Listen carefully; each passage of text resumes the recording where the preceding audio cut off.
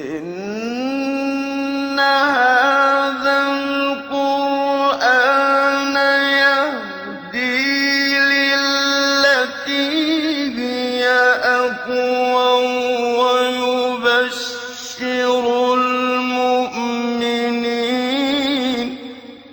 ويبشر المؤمنين الذين يعملون الصالحات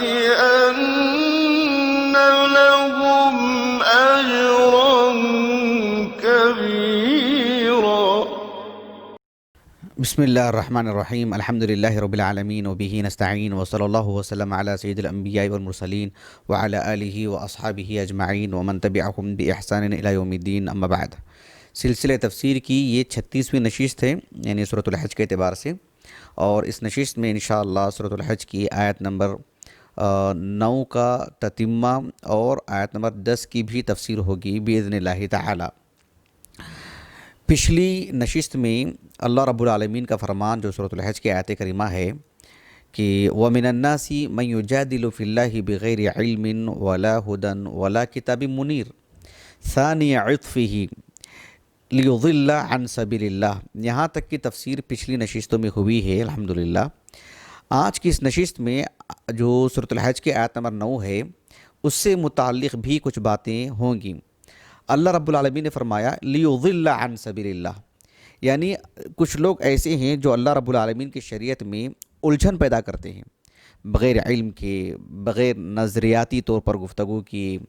اور نہ اللہ نے انہیں فراست دی ہے، فراست کی روشنی میں بھی گفتگو نہیں، اور جو ہے کوئی کتاب ہدایت نہیں ہے ان کے پاس، نہ قرآن نہ پچھلی آسمانی کتابیں. تو یہ جب گفتگو کرتے ہیں اللہ کی شریعت میں، چھیڑ خانی کرتے ہیں اور لوگوں کو غلط باتیں بتاتے ہیں، تو اللہ رب العالمین نے فرمایا ایسا کیوں کرتے ہیں؟ لیضل عن سبیل اللہ، لیضل عن سبیل اللہ. اب اس کا ترجمہ کرنے میں یعنی دیکھنا پڑے گا کہ وہ جو لام ہے نا، وہ لام کس معنی میں ہوگا، وہ لام کس معنی میں ہوگا. یعنی اگر اس کو لام التعلیل کہتے ہیں تو پھر بات الگ ہو جائے گی، اگر اس کو لام العاقبہ کہتے ہیں تو پھر بات الگ ہو جائے گی. اسی لیے پچھلی نشست کے آغاز میں آپ نے غور کیا ہوگا، میں نے جو بات کہی کہ اللہ رب العالمین کی شریعت میں جب یہ جھگڑتے ہیں، اللہ رب العالمین کی شریعت میں جب یہ لوگوں کو الجھن پیدا کرتے ہیں، تو اس کا مقصود کیا ہوتا ہے؟ تاکہ لوگوں کو گمراہ کریں، یا لوگوں کے ساتھ جو وہ غلط باتیں بتاتے ہیں شریعت سے متعلق، اس کا نتیجہ کیا نکلتا ہے کہ لوگ گمراہ ہو جاتے ہیں. یعنی مطلب یہ ہوگا کہ لیضل الناس عن سبیل اللہ. لام کو اگر تعلیل مانیں گے، یعنی علت کا مانیں گے، مطلب یہ ہوگا لام التعلیل کا کہ اللہ رب العالمین کی شریعت میں یہ بغیر علم کے، بغیر کتاب ہدایت کے گفتگو کرتے ہیں. تو ایسا کیوں کرتے ہیں؟ تاکہ لوگ سیدھے راستے سے ہٹ جائیں، تاکہ لوگ اللہ رب العالمین کی شریعت سے بہک جائیں. یہ لام التعلیل کا معنی ہوگا. اگر لام العاقبہ کہیں گے تو اس کا معنی کیا ہوگا کہ یہ اللہ رب العالمین کی شریعت میں بغیر علم کے گفتگو کرتے ہیں، تو نتیجہ خود بخود کیا نکلے گا؟ لیضل عن سبیل اللہ، کہ لوگ اللہ کے راستے سے گمراہ ہو جائیں گے، لوگ اللہ کے راستے سے صحیح طریقے سے، صحیح راستے سے ہٹ جائیں گے. یہ نتیجہ ہوگا اس کا. یعنی ان کا عمل دخل تو ایک طرف تھا کہ بس انہوں نے لوگوں کو اللہ کی شریعت سے دور کیا. نتیجہ کیا تھا؟ نتیجہ یہ تھا کہ جو ہے لوگ اللہ کے راستے سے ہٹ گئے، لوگوں کو غلط باتیں بتانے کی وجہ سے. اگر لام التعلیل کا مطلب یہ ہوتا ہے کہ ان کا مقصود ہی یہ ہوتا ہے کہ تاکہ لوگ اسلام نہ قبول کریں، تاکہ لوگ اللہ کے راستے سے دور رہیں. یہ اس آیت کریمہ میں ہو یا قرآن مجید کی دیگر مقامات پر، جو لام التعلیل، لام العاقبہ، اس کا فرق جاننا چاہیے. ہر جگہ پر یہ لام التعلیل، لام العاقبہ ایسا نہیں ہوگا.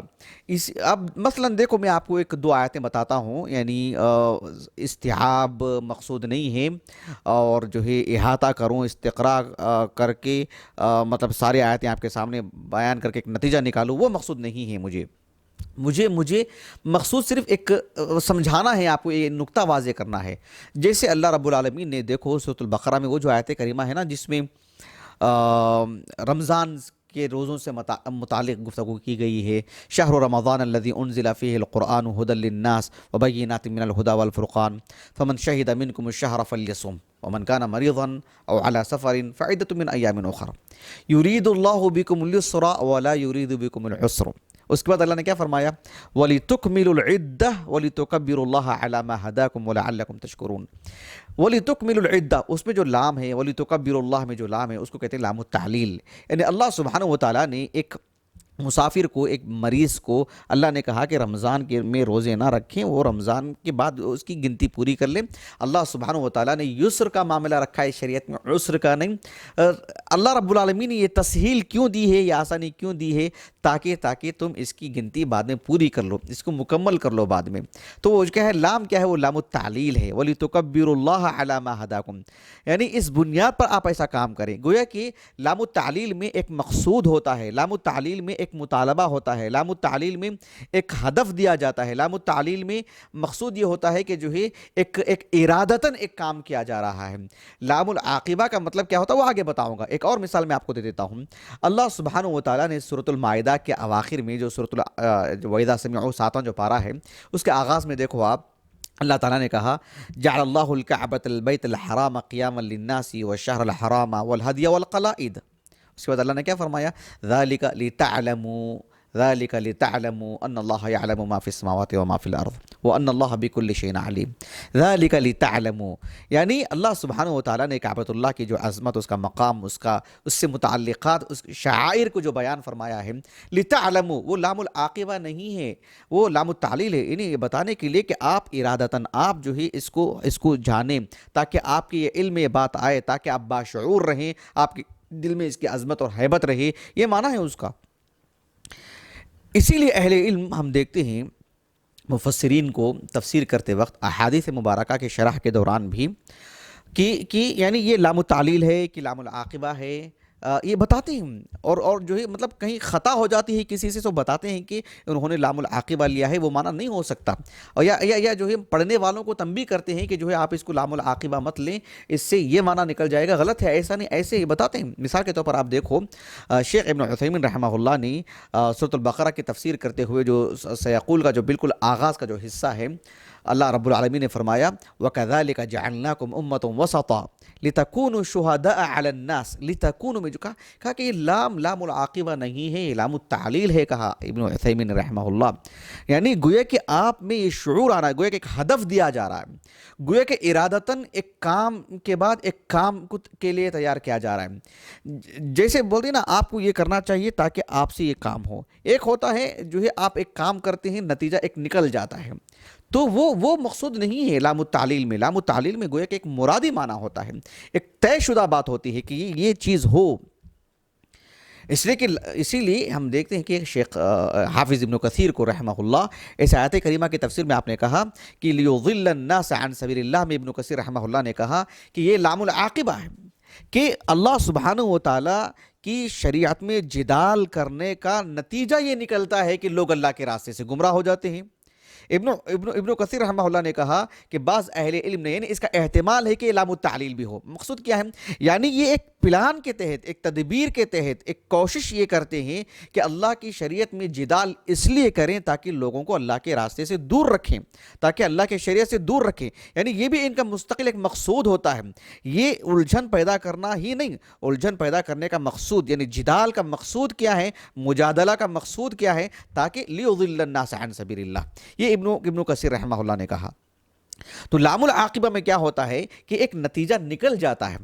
ایک نتیجہ نکل جاتا ہے۔ مثال کے طور پر آپ دیکھو اللہ رب العالمین نے سورۃ النحل اس کے بالکل اواخر میں بیان فرمایا لا تقولوا لما تصف السنتكم الكذب هذا حلال وهذا حرام لتفتروا على الله الكذب، یعنی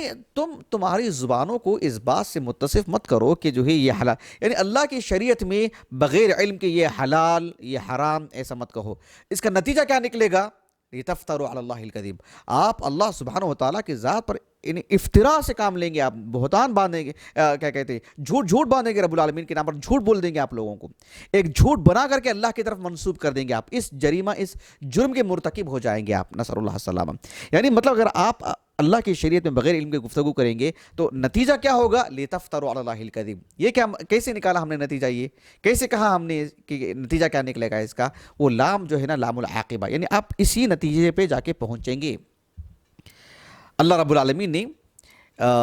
یعنی سورۃ القصص کے آغاز میں موسیٰ علیہ السلام کا جو قصہ جو بیان فرمایا، موسیٰ علیہ السلام کی جو والدہ ہیں ایک صندوق میں ان کو رکھ کر کے دریا کے حوالے کر دی، اور وہ ہوتے ہوئے فرعون کے محل کے قریب آیا، اور بہرحال جو ہے ایک اللہ نے ایسا نظام رکھا کہ جو ہے وہ گیا صندوق فرعون کے دربار میں، تو بچہ ہاتھ لگا، تو اللہ رب العالمین نے فرمایا فَالْتَقَطَهُ آلُ فِرْعَوْنَ لِيَكُونَ لَهُمْ عَدُوًّا لِيَكُونَ لَهُمْ عَدُوًّا، کہا اللہ رب العالمین نے، لِيَكُونَ لَهُمْ عَدُوًّا وَحَزَنًا۔ تو آپ دیکھیں کہ فرعون اور اس کے گھر والوں نے، اس کے آل یعنی اس کے خاندان والوں نے، اس کے درباریوں نے موسیٰ علیہ السلام کو حاصل کیا اور ان کو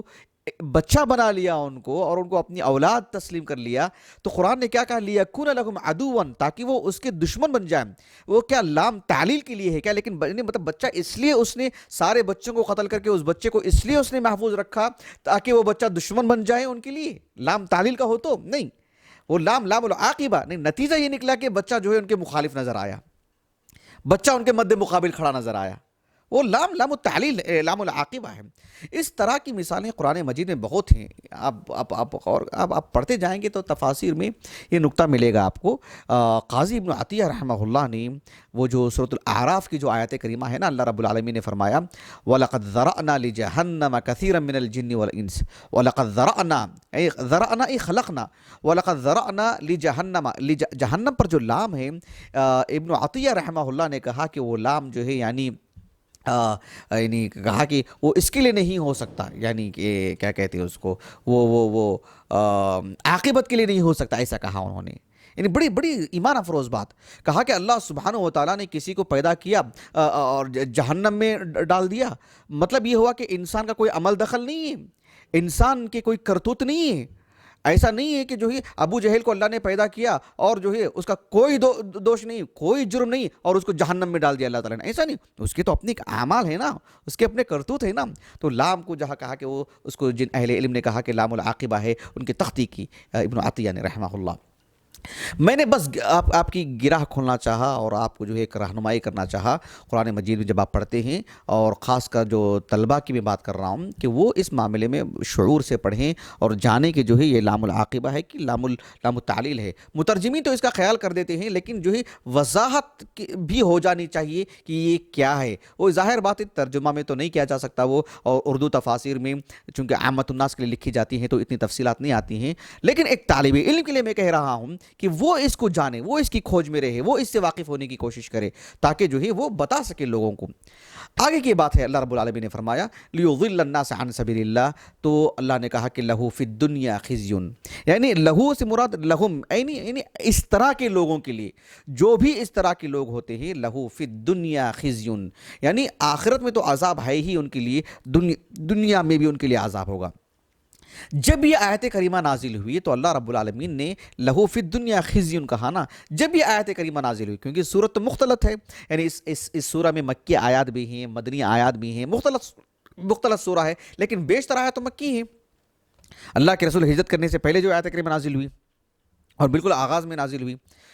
تو لہو فی الدنیا خزیون سے مراد کیا ہوگا؟ یعنی خزیون یعنی الہوان کو کہتے ہیں، المہانہ، الذل، یعنی رسوائی، ایک طرح سے ہوتا نہیں کہ جو ہے ایک انسان اپنے آپ کو باعزت سمجھتا ہے اور اس کے سب کے سامنے جو ہے اسے سزا دی جا رہی ہے، اور بہت ہی شرمناک سزا دی جا رہی ہے اس کو، خزیون ایسی رسوا کن سزا کو کہتے ہیں۔ مجھے یہاں ایک بات یہ بتانا تھا کہ جو ہے یہاں خزیون سے کیا مراد ہے؟ دنیا میں لہو فی الدنیا خزیون، دنیا میں بھی اس کے لیے خزیون رسوائی ہے، تو کس طرح کی رسوائی؟ جب یہ آیت کریمہ نازل ہوئی تو عبد الملک ابن جریج رحمہ اللہ، جو اپنے وقت کے ایک معروف مفسر اور تفسیر پر کتاب بھی لکھی ہے، علم المناسک میں بھی بڑا مقام ان کا، تو یہ اور مقاتل ابن سلیمان رحمہم اللہ اجمعین، اور پھر امام طبری رحمہ اللہ نے بھی اس بات کا ذکر کیا کہ اس سے مراد جو ہے بدر کا غزوہ ہے، بدر کا غزوہ، یعنی اللہ نے کہا کہ دنیا میں بھی ان کو رسوا کن عذاب ہے، یعنی بدر میں ذلیل کر کے اللہ رب العالمین نے ذلیل کیا، ان کو مقتول بھی ہوئے اور جو ہے مطلب پکڑے بھی گئے، قیدی بھی بنائے گئے، اور بڑی ہار، واضح واضح ہار ہوئی ان کی پورے تکبرانہ انداز میں آنے کے باوجود۔ کہا کہ لہو فی الدنیا خزی، دنیا میں بھی ان کے لیے رسوا کن عذاب، تو کہا کہ یہ یعنی جو غزوہ بدر ہے۔ امام طبری رحمہ اللہ نے کہا کہ لہو فی الدنیا خزی یعنی الذل والمہانہ، الذل والمہانہ، یہ بات جو ہے امام طبری رحمہ اللہ نے کہا کہ الذل والمہانۃ بأیدی المؤمنین، کہ القتل والذل والمہانہ بأیدی المؤمنین، کہ اہل ایمان کے ہاتھوں ذلیل کر کے اللہ رب العالمین نے انہیں قتل کروایا۔ تو یہ مراد ہے لہو فی الدنیا خزی۔ جب آیت کریمہ نازل ہوئی، ابو عبداللہ القرطبی رحمہ اللہ نے ایک بات یہ بھی کہی کہ لہو فی الدنیا خزی سے مراد، کہا کہ اللہ سبحانہ و تعالیٰ نے یعنی الہوان والذل، یعنی اللہ سبحانہ و تعالیٰ نے اہل ایمان عن ذکر القبیح فی السنۃ المؤمنین، کہ اہل ایمان کی زبانی اللہ رب العالمین نے کبھی ان کے لیے ذکر خیر نہیں رکھا ہے۔ لہو فی الدنیا خزی، یہ جو لوگ ہیں جنہوں نے اللہ کے دین کی تکذیب کی، اللہ تعالیٰ کے احکام اور فرامین کو جھٹلایا، اور البعث بعد الموت کا انکار کیا، اللہ کے انبیاء کی تکذیب کی، ان کا مذاق اڑایا، کہا کہ اللہ رب العالمین نے کہا لہو فی الدنیا خزی، یعنی دنیا میں کبھی بھی اہل ایمان کی زبان پر ان کے لیے ذکر خیر نہیں ہوگا، لہو فی الدنیا خزی۔ یہ ایک بات کہی ابو عبداللہ القرطبی نے رحمہ اللہ، جس طرح سے انہوں نے مثال بھی دی، اللہ تعالیٰ نے کہا کہ تبت یدا ابی لہب وتب، چونکہ اس کی تذلیل اور اس کے لیے ایک مہانت، اہانت، اور جو اس کے لیے رسوائی ہے اس میں، اس کی بے عزتی ہے اس میں، اور اہل ایمان کے بھی اس کے لیے ذکر خیر نہیں کرتے ہیں، تو یہ خود لہو فی الدنیا خزی، دنیا میں ان کے لیے ایک عذاب۔ ان آیات کی تفسیر میں ابن عاشور رحمہ اللہ نے ایک دل دہلانے والی بات کہی، اور کہا کہ اللہ کے رسول کا ایک معجزہ ہے یہ علیہ الصلاۃ والسلام، بڑی ایمان افروز بات کہی انہوں نے، کہ یہ آیت کریمہ نازل ہوئی مکے میں، جبکہ اللہ کے رسول نے ابھی ہجرت نہیں کی ہے، اور ہجرت کر کے مدینے کو آئے، اور مدینے کو آنے کے تقریباً جو ہے 2 سال کے آس پاس میں جو ہے غزوہ بدر واقع ہوئی۔ تو ابن عاشور رحمہ اللہ نے کہا یہ بھی اللہ کے رسول کا ایک معجزہ ہے کہ آپ مکے میں ہوتے ہوئے ہی آپ کو یہ خبر دی گئی ہے کہ لہو فی الدنیا خزی، دنیا میں بھی ان کے لیے رسوا کن عذاب ہے، یعنی دنیا میں بھی اللہ رب العالمین انہیں ذلیل کرنے والا ہے۔ غزوہ بدر سے متعلق آپ دیکھیں گے کہ قرآن مجید میں ایسی بیشتر آیات ہیں جس میں غزوہ بدر سے متعلق خبر دی گئی ہے۔ انشاءاللہ میں کسی مناسبت سے ان آیات کو یکجا کر کے آپ کے سامنے سناؤں گا، کہ جس کے بارے میں اہل علم نے کہا کہ یہ غزوہ بدر کی پیشن گوئی ہے، یہ آیت کریمہ غزوہ بدر کی پیشن گوئی ہے، یہ آیت کریمہ غزوہ بدر کی پیشن گوئی ہے۔ سورہ قمر میں، سورہ دخان میں بیشتر مقامات پر ایسی آیات ہیں جس میں اللہ کے رسول کو، جو نہتی قومیں، چھوٹی قومیں، معمولی افراد پر مشتمل صحابہ کی جماعت ہے، اور جو ہے مطلب وہاں سے نکل کے کچھ لوگ تو حبشہ چلے گئے ہیں، کچھ لوگوں کو اللہ کے رسول نے کہا کہ اپنے علاقوں میں چلے جاؤ، جب میں غالب آ جاؤں تو تب آنا۔ یہ صورتحال میں غزوہ بدر کی کہ ان کی رسوا کن عذاب کی جو ہے دنیا میں ان کی خبر دی جا رہی ہے، یہ بہت بڑی بات ہے، اللہ اکبر کبیرہ۔ تو اللہ تعالیٰ نے کہا کہ لہو فی الدنیا خزی، کہا ونذیقہ، اور جو ہے ونذیقہ یوم القیامت عذاب الحریق، اور جب قیامت کے دن واقع ہوگا تو ان کو مزید آگ میں جلانے والے، آگ کا بھی عذاب دیا جائے گا۔ یہ جو جہنم ہے کل کی کل آگ نہیں ہے، ہاں طرح طرح کے عذاب ہیں، لیکن جو بڑا عذاب ہے وہ آگ سے جلانے کا عذاب ہے، ورنہ پوری کی پوری جہنم صرف آگ ہی ہے ایسا نہیں، اغلب آگ ہے، اس وجہ سے اسے النار کہا جاتا ہے، ورنہ وہاں پر ٹھنڈ کا بھی عذاب ہے۔ سبحان اللہ العظیم۔ اللہ سبحانہ و تعالیٰ نے سورۃ الدخان میں بیان فرمایا کہ اس کے بالکل اواخر میں خذوہ فاعتلوہ الی سواء الجحیم ثم صبوه فوق رأسه من عذاب الحمیم ذق انک انت العزیز الکریم، ذق انک انت العزیز الکریم ان ھذا ما کنتم به تمترون۔ اللہ سبحانہ و تعالیٰ نے کہا کہ ان کو کھینچ کر کے، پکڑ کر کے، گھسیٹ کر کے لے کے جا کے ان کو بیچوں بیچ جہنم میں ڈال دیں ان کو، اور پھر کھولتا ہوا پانی ان کے اوپر سے ڈالیں، نسأل اللہ العافیۃ والسلامہ۔ یعنی آگ ہی کے ساتھ ساتھ کھولتا ہوا پانی کا مستقل وہ ایک عذاب جو اللہ نے کہا نہیں وَنُذِيقُهُ يَوْمَ الْقِيَامَةِ عَذَابَ الْحَرِيقِ، یعنی جلا دینے والا عذاب۔ اللہ سبحانہ و تعالیٰ نے ان کے لیے الگ سے بھی ایک عذاب رکھا ہے۔ اس کے بعد اللہ تعالیٰ نے کہا کہ ذَلِكَ بِمَا قَدَّمَتْ يَدَاكَ وَأَنَّ اللَّهَ لَيْسَ بِظَلَّامٍ لِلْعَبِيدِ۔ ذَلِكَ یعنی ذَلِكَ، یہ عذاب کیوں دیا جا رہا ہے؟ ایسے ہی دیا جا رہا ہے؟ زبردستی تم پر تھوپا جا رہا ہے؟ نہیں، ذالک، یہ عذاب کیوں ہوئے؟ بما قدمت یداک، تم نے جو کفر کیا، تم نے جو تکذیب کی، تم نے جو جھٹلایا، تم نے جو مذاق اڑایا، اہل ایمان کی تحقیر کی، خود کو متکبر بنا کے رکھا نا، اس ان وجہ سے، ان گناہوں کی وجہ سے، ذالک یعنی وہ عذاب دیا جا رہا ہے، وہ سزا دی جا رہی ہے، ذالک بما قدمت یداک، اس وجہ سے اللہ رب العالمین تمہیں یہ سزا دے رہے ہیں، بما قدمت یداک، جو تمہارے دونوں ہاتھوں نے جو آگے بڑھایا ہے نا عمل، اس کی پاداش میں، یعنی اللہ تعالیٰ نے کہا کہ بما قد، بات و سببیہ ہے، بما قدمت یداک، تمہارے دونوں ہاتھوں نے جو چیزیں آگے بھیجی ہیں نا، تمہارے جو اعمال ہیں اس وجہ سے، تو یہاں پر اللہ رب العالمین نے ان کے کفر کو، ان کے تکذیب کو، ان کے سارے بدعمالیوں کو دونوں ہاتھوں کی طرف جوڑ کے کیوں بیان کیا، دونوں ہاتھوں کی طرف نسبت کیوں دی؟ اس لیے کہ انسان جو کماتا ہے، انسان جو حاصل کرتا ہے، اس میں ایک بڑا دخل اس کے ہاتھوں کا ہے، تو اس کے جو اس کا جو کفر ہے، اس کی جو تکذیب ہے، اس کے جو سارے اعمال ہیں، اس میں اس کے ہاتھ کا بڑا دخل ہوتا ہے اس میں، اس وجہ سے بھی اللہ سبحانہ و تعالیٰ نے، اور مجازی اعتبار سے بھی اللہ رب العالمین نے، چونکہ انسان کہتا کہ یہ میرے بایاں ہاتھ کا کھیل ہے، یہ تو میرے دائیں ہاتھ کا، یہ تو میرا دایاں بازو ہے، اور یہ جو اس کو میں یوں کر لیتا ہوں جیسے بتاتے ہیں، تو چونکہ ہاتھوں کا بڑا دخل ہے انسان کے کسب میں، اس وجہ سے اللہ رب العالمین نے جیسے سورۃ البقرہ کی بالکل اواخر میں بیان فرمایا، سورۃ البقرہ دیکھ لیجئے، اس میں عقیدہ، ایمانیات اور جو لوگوں کی بدعقیدگی ہوتی ہے اس کو، اور جو ہے پورے احکام مسائل کا بیشتر حصہ بیان کرنے کے بعد اللہ نے کہا لہا ما کسبت وعلیہا مکتسبت، لہا ما کسبت وعلیہا مکتسبت، تو گویا کہ کسب یعنی اکتساب جو انسان کماتا ہے، حاصل کرتا ہے، انسان کے نیکیوں کو، انسان کی برائیوں کے لیے کسب کا فعل استعمال کیا رب العالمین نے۔ سورۃ البقرہ میں جو آپ دیکھو، جو الف لام میم جو پہلا پارہ ہے، پہلا جز ہے، اس کے اواخر میں اللہ نے کیا فرمایا؟ تلک امۃ قد خلت لہا ما کسبت ولکم ما کسبتم ولا تسألون عما كانوا يعملون، تو انسان کی نیکیوں کو کسب سے تعبیر فرمایا رب العالمین نے، اسی لیے اس آیت کریمہ میں کہا کہ لہا ما کسبت وعلیہا مکتسبت کے حساب سے کہا کہ ذالک بما قدمت یداک، تمہارے ہاتھوں نے جو آگے بھیجا ہے، تمہارے ہاتھوں نے جو آگے بھیجا ہے، چونکہ آپ دیکھو ابو لہب کو اس کے مال کا بڑا غرور تھا، اور مال کمانے کے لیے سب سے بڑی چیز تو اس کے ہاتھ ہی ہوتے ہیں، ضروری نہیں کہ وہ کام کرے نہ کرے بڑا آدمی بھی، لیکن اس کے ہاتھوں کا اس میں جو دخل ہوتا ہے، اللہ تعالیٰ نے کہا کہ تبت یدا ابی لہب وتب، بہرحال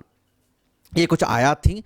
ذالک بما قدمت، قدمت سے متعلق ایک بات یہ بھی بتا دوں کہ انسان جو کچھ کرتا ہے وہ آگے بھیج رہا ہے، اور کل قیامت کے دن ان ساری چیزوں کو وہاں پر وہ پائے گا، وہ نسأل اللہ العافیۃ والسلامہ۔ اللہ رب العالمین نے فرمایا سورۃ الکہف میں کہ ووضع الکتاب فترى المجرمین مشفقین مما فیہ ویقولون یا ویلتنا ما لهذا الکتاب لا یغادر صغیرۃ ولا کبیرۃ الا احصاها ووجدوا ما عملوا حاضرا، کہ اس دنیا میں جو کچھ انہوں نے کیا ہے وہ سب کچھ وہاں پائیں گے، سبحان اللہ العظیم۔ محضرہ کہا رب العالمین نے سورۃ آل عمران میں، سب چیزیں اس کے سامنے دیکھے گا، وہ سب چیزیں، نسأل اللہ العافیۃ والسلامہ۔ سورۃ التکویر میں اللہ تعالیٰ نے کہا کہ علمت نفس ما احضرت، سورۃ انفطار میں اللہ نے کہا علمت نفس ما قدمت واخرت، متعدد آیات ہیں اس معنی کی کہ ذالک بما قدمت یداک۔ آخری بات، وَأَنَّ اللَّهَ لَيْسَ بِظَلَّامٍ لِلْعَبِيدِ، وَأَنَّ اللَّهَ لَيْسَ بِظَلَّامٍ لِلْعَبِيدِ، اللہ رب العالمین بندوں پر رتی برابر بھی ظلم کرنے والا نہیں ہے، یعنی ایسا نہیں ہے کہ ایک شخص گنہگار ہے جسے اتنی سزا دینی چاہیے اسے بس اتنی سزا دے دی جا رہی ہے، ایک شخص گنہگار ہی نہیں ہے سرے سے اسے سزا دے دی جا رہی ہے، ایک شخص بہت گنہگار ہے اسے چھوڑ ہی دیا جا رہا ہے، ایسا نہیں، اللہ رب العالمین کا یہ عدل ہے، جسے جو سزا دی جا رہی ہے اس کو اس کے کیے کی سزا دی جا رہی ہے، اتنی ہی دی جا رہی ہے جس کا وہ جو ہے مستحق ہے، اسی لیے اللہ نے کہا وَأَنَّ اللَّهَ لَيْسَ بِظَلَّامٍ لِلْعَبِيدِ، اللہ رب العالمین رتی برابر بھی ظلم کرنے والے نہیں ہیں۔ یہاں پر اللہ رب العالمین نے وَأَنَّ اللَّهَ لَيْسَ بِظَلَّامٍ لِلْعِبَادِ نہیں کہا، لِلْعَبِيدِ کہا، تصغیر۔ ابن عطیہ رحمہ اللہ کہتے ہیں کہ چونکہ یعنی ان کی قدر و منزلت گھٹائی جا رہی ہے، کافروں کی ان کے مقام مرتبے کو گرایا جا رہا ہے، ان کی بے حیثیتی بتائی جا رہی ہے۔ تصغیر کا ایک فائدہ یہ بھی ہوتا ہے کہ کسی کی تذلیل مقصود ہوتی ہے، کسی کو بے حیثیت بتانا مقصود ہوتا ہے، واللہ اعلم، تو کہا کہ یہاں العبید کہا کہ وَأَنَّ اللَّهَ لَيْسَ بِظَلَّامٍ لِلْعَبِيدِ، جیسے کہ اللہ تعالیٰ نے سورۃ فرقان میں کہا نہیں وعباد الرحمن الذين يمشون على الارض. عباد الرحمن، عباد یعنی آپ دیکھیے جو عباد ہے یعنی اہل ایمان جو ہے اس سے مخصوص ہیں. اور کسرہ عمومی طور پر جو ہے مطلب کسرہ ہے، وہ کسرہ کے معنی یہی آتے ہیں کہ الانکسار، التذلل یعنی الخضوع والذل، اس کے اندر جو ہے بنیادی جو لغوی معنی آتا ہے. تو ایسے میں العبید یعنی یہ تحقیر کے لیے بھی ہے، یہ ابن عطیہ نے کہا رحمہ اللہ. بہرحال کچھ باتیں تھیں اس نشست میں، ویسے دیکھا جائے تو اور بھی بہت ساری باتیں ہوتی ہیں. میں اپنی بات کو ختم کرتا ہوں. اللہ سبحانہ و تعالیٰ سے دعا ہے کہ اللہ تعالیٰ ہماری ان نشستوں کو، ہمارے اساتذہ، ہمارے والدین اور ہمارے کل معاونین، مشاہدین، ہمارے اہل خانہ، میرے لیے، ہمارے بچوں کے لیے اللہ تعالیٰ ذخیرہ آخرت بنائے. سبحانک اللہم و بحمدک، اشہد ان لا الہ الا انت، استغفرک و اتوب الیک.